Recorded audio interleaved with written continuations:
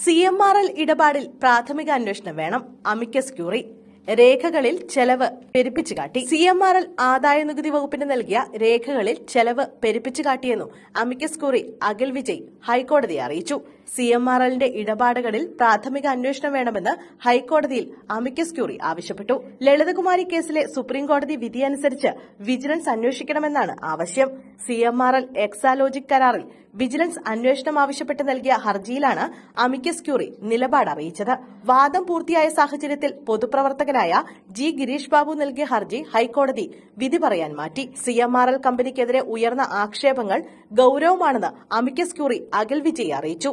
വ്യാപക പ്രതിഷേധമുയർന്ന സമയത്ത് CMRL സംസ്ഥാനത്തെ ഭരണപക്ഷത്തെയും പ്രതിപക്ഷത്തെയും പ്രമുഖ നേതാക്കൾക്ക് കോഴ നൽകിയെന്നാണ് ആക്ഷേപം. സംശയകരമായ സാമ്പത്തിക ഇടപാടുകൾ മറയ്ക്കാൻ CMRL ആദായനികുതി വകുപ്പിന് നൽകിയ രേഖകളിൽ ചെലവ് പെരുപ്പിച്ചു കാട്ടിയെന്നും അമിക്കസ് ക്യൂറി അഖിൽ വിജയ് ഹൈക്കോടതിയെ അറിയിച്ചു. സംശയകരമായ ഇടപാടുകളുടെ തെളിവുകൾ ആദായനികുതി വകുപ്പ് CMRL നടത്തിയ റെയ്ഡിൽ പിടിച്ചെടുത്തിട്ടുണ്ട്. കോഴ നൽകിയതിന് ആദായനികുതി വകുപ്പിന് CMRL ഉദ്യോഗസ്ഥർ മൊഴി നൽകിയിട്ടുണ്ട്. മുഖ്യമന്ത്രി പിണറായി വിജയന് വേണ്ടിയാണ് മകൾ വീണ വിജയൻ പണം വാങ്ങിയത് എന്ന് വ്യക്തതയുള്ള ആരോപണമാണ്.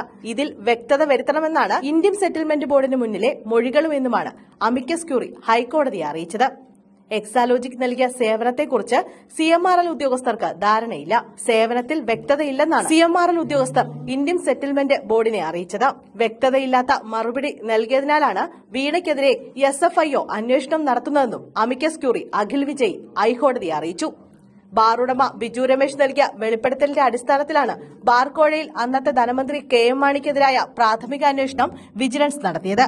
അതേ രീതിയിൽ CMRL ഇടപാടുകളിലും പ്രാഥമിക അന്വേഷണമാകാമെന്നും അമിക്കസ് ക്യൂറി നിലപാടെടുത്തു. CMRL നടത്തിയ ഇടപാടുകളിൽ കുറ്റകൃത്യമുണ്ടെന്ന് തെളിഞ്ഞാൽ FIR രജിസ്റ്റർ ചെയ്യാം. കുറ്റകൃത്യമില്ലെന്ന് പ്രാഥമിക അന്വേഷണത്തിൽ തെളിഞ്ഞാൽ വിഷയം ഇവിടെ അവസാനിക്കും. ജി ഗിരീഷ് ബാബു ആവശ്യമായ തെളിവുകൾ മൂവാറ്റുപുഴ വിജിലൻസ് കോടതിയിൽ നൽകി. എന്നാൽ ഇക്കാര്യങ്ങൾ പരിഗണിക്കാതെയാണ് മൂവാറ്റുപുഴ വിജിലൻസ് കോടതിയുടെ വിധി. ഈ വിധിയിൽ പിഴവുണ്ടെന്നാണ് അമിക്കസ് ക്യൂറി സ്വീകരിച്ച നിലപാട്.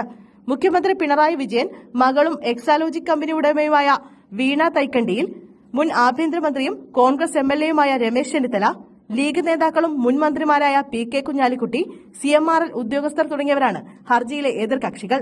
റിവിഷൻ ഹർജിയിൽ എല്ലാവരുടെയും വാദം പൂർത്തിയായ സാഹചര്യത്തിൽ റിവിഷൻ ഹർജി ഹൈക്കോടതി വിധി പറയാൻ മാറ്റി.